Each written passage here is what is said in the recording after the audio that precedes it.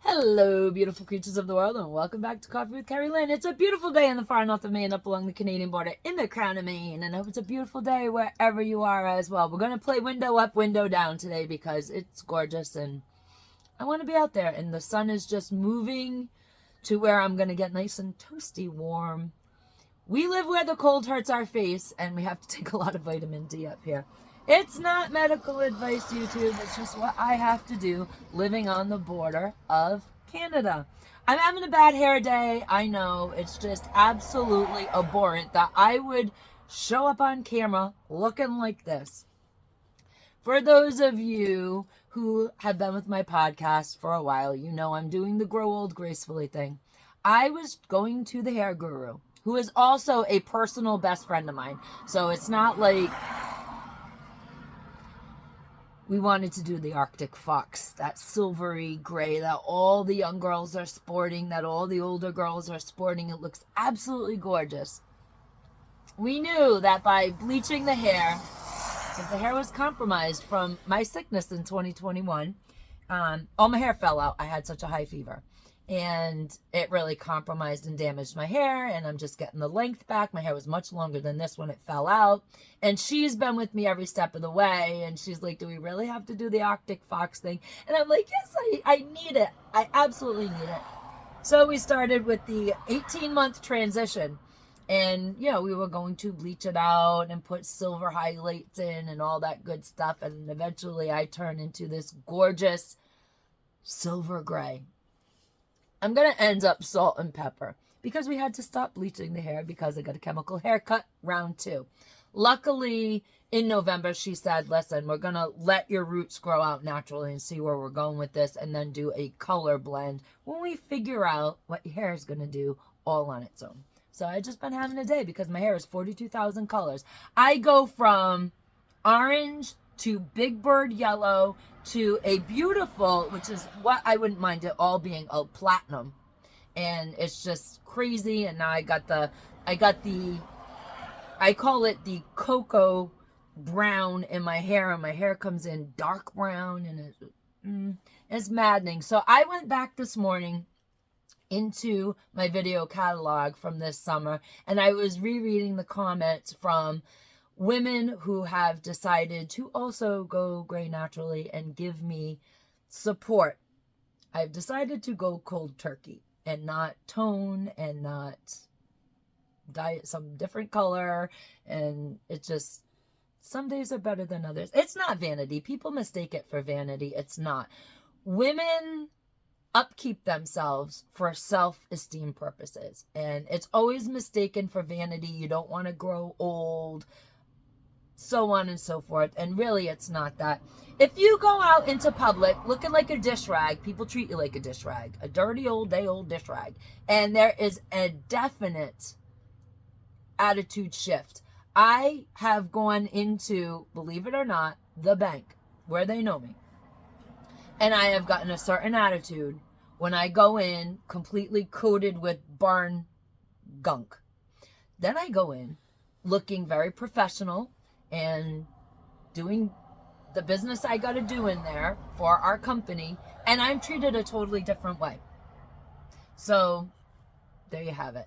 It happens at Dunkin' Donuts. It happens at the Dollar Tree. It happens everywhere you go. If you look disheveled, people treat you like a dirty old dish rag. And if you look good, people treat you with respect. And that's just how it goes. Human nature, I guess. So that's what it is. It is not vanity. It is self-esteem. But I read my comments and they uplifted my spirit once again, and I'm gonna slog through this thing. So thank you, ladies who commented on previous videos. If you're listening to me on Spotify, iHeartRadio, Amazon Music, YouTube Music, and now Pandora, think about subscribing to my channel. Dump me in your playlist. Variety show. Talk about a different topic every day. If you don't want to hear today's topic, just swipe on by. I'll be back in your playlist tomorrow with something new to say. Give me a 5-star rating on the audio only. And if you are on YouTube and you have subscribed to my channel, thank you. I have earned your subscription, and I am elated to have done that. You guys are the real MVPs to this channel. Without you, I'm a crazy old lady on the Canadian border screaming into the abyss. Give me a thumbs up. Give me a thumbs down. Any attention's good attention. Comment in the comment section. I do read them and comment back. I'm on all social medias in the description, and I am on Rumble, Coffee with Kerri-Lynn, no hyphen, Coffee with Kerri-Lynn, no hyphen on Rumble. And we are going to be talking about the WHO Global Pandemic Treaty. Ladies and gentlemen, beautiful creatures of the world, they are ramping stuff up all over the place, but they are especially ramping stuff up in our country to, it's springtime, so they are tilling the earth, getting ready to plant the seeds of fear into our brains, because we do not function well as human beings from a state of fear. Fear not only makes you foggy in thought, but it also screws up your immune system so that you are feeling constantly not well, constantly low, constantly down, because when all of your immunity and all of your high vibes are suppressed, you're a little more complacent, and if you think and react through a state of fear, you get the nonsense that we got during the 2020-2021 reign. Now, what is this pandemic treaty all about? Well, the WHO just wants to get everybody on the same page. So this treaty, long story short, how we have to talk about it here on these channels because we're not over on the other channel that we can actually talk about things. So we're going to sound a little idiotic for a while. Rest assured, I do know what I'm talking about, ladies and gentlemen, beautiful creatures of the world. So what this treaty is going to do is, because we watched the failures of countries, our country, on all different levels with the pandemic, it could have been much worse than it was because everybody had their own way of doing things. We watched our government begin, and they shut things down on advice of our bigwig medical sciencey people. We watched the FDA, the CDC, the XYZ, the PDQ, the FBI, the CIA, the LMNOP, say what they needed to say and take the country in the direction they wanted it to be taken in. And then authority was kicked down to states, and states did their own thing, and states had their own way of handling people who did not want to play the game, so to speak. And we watched in this country and around the world, in many, many countries, that there was two groups. People were split. Communities were tore. Families were severed. Because we had the haves and the have-nots. And people were actually very angry at each other. And some people were angry, some people were shaking their head. But the states figured out how to coerce and convince the have-nots to participate in the game. And what they did is they made up rules. They shut things down. Some states did this. And then they opened things up for the people that had things. And if you didn't have a certain thing, you weren't allowed to participate. You were not allowed to patronize. And that was just the facts of it. And some people, their jobs were coerced. Some people right up from underneath them. It's just a fact of what happened. And other states in our country did their thing and was like, hey, we ain't playing your game either. So now everything has to go under one solution. And the WHO is going to be the authority on that solution, because according to the way of the world, things could have ended very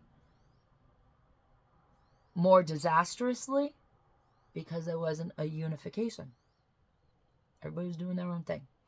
Things could have probably ended much sooner had everybody listened to the World Health Organization Authority, and we would have sailed through things much more quickly.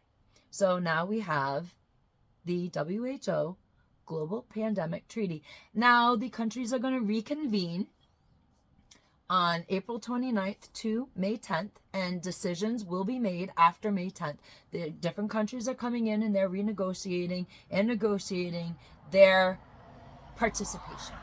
And in the United States, we are going to have, our politicians are going to vote on this at the end of May. And we have Republicans saying nay and Democrats saying yay. And a lot of fear coming back into the fold. So, like I said, if you think from a place of fear, you just want things to stop. You just want things to end. And a lot of people just don't have the aptitude to pay attention to what is going on. Not in this country. They don't have it globally either. They're wore out, ladies and gentlemen, beautiful creatures of the world. They just want it to end, so they ignore it and hope it goes away.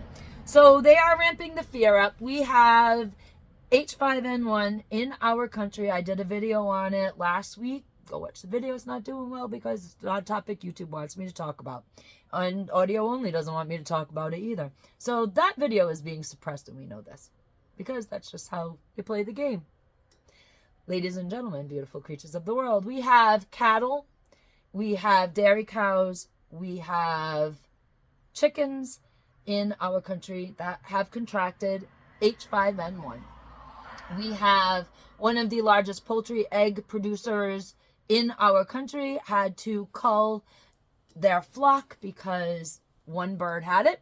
We have a farmer down in Texas that contracted H5N1, got himself some pink eye.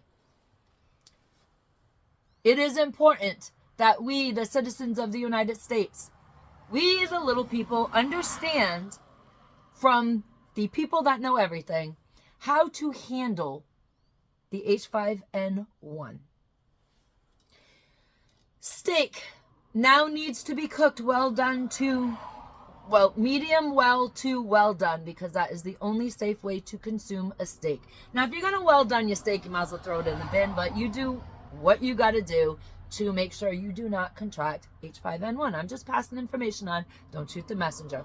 Eggs. Eggs will need to now be hard-boiled or scrambled, because it is not good for you to have soft-boiled eggs or runny yolked eggs, because we have H5N1 in this country.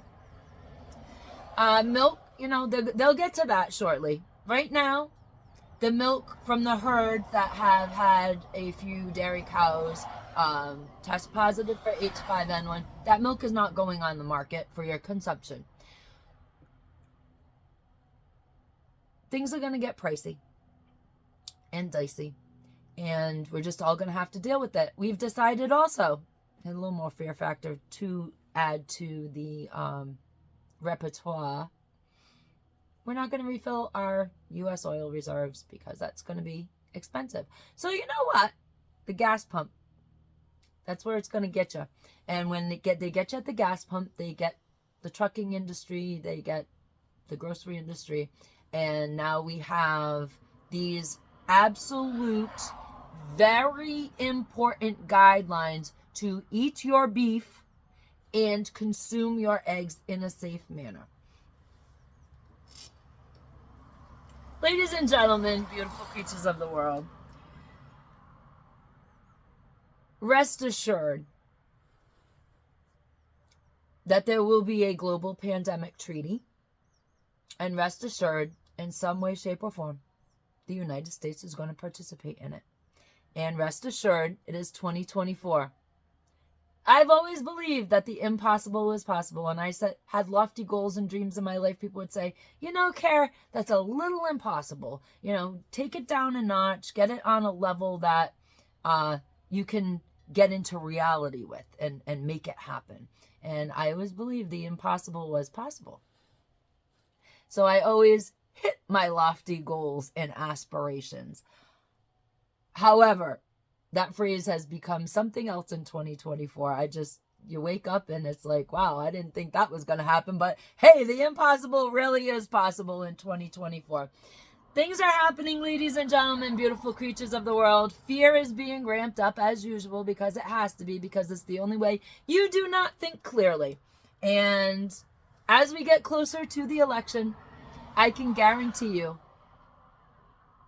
100,000% that it's going to get worse all over the place, whether it's globally, whether it's in this country. It's just going to be mind-boggling, the shenanigans that are going to happen, the things we are going to get to report on. And I don't know. There's really no clear, simple win situation in 2024. It's not going to happen. And y'all know what I'm talking about.